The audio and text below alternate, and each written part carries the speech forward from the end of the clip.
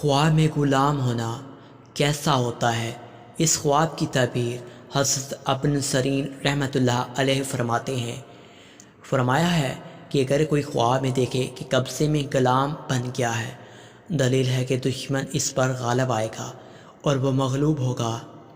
حضرت ابراہیم کرمانی رحمۃ اللہ علیہ نے فرمایا ہے، اگر دیکھے کہ پردہ فروشی کرتا ہے اور جیسے غلام اور کنیز دلیل ہے کہ اس کو خیر و منافعت پہنچے گی، اور اگر دیکھے کہ کافروں میں سے پردہ لیا ہے یا خریدا ہے تو اس کی تعویل بری ہے۔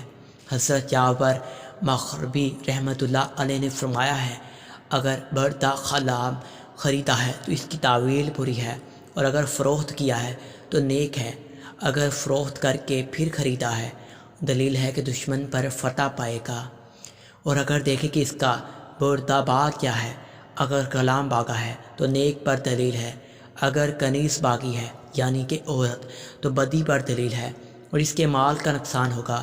اور بردہ فروش ایسا مرد ہے جو لوگوں کا اختیار اپنے ہاتھ میں لیتا ہے۔ خواب میں غلام ہونا یہ ہوتا ہے۔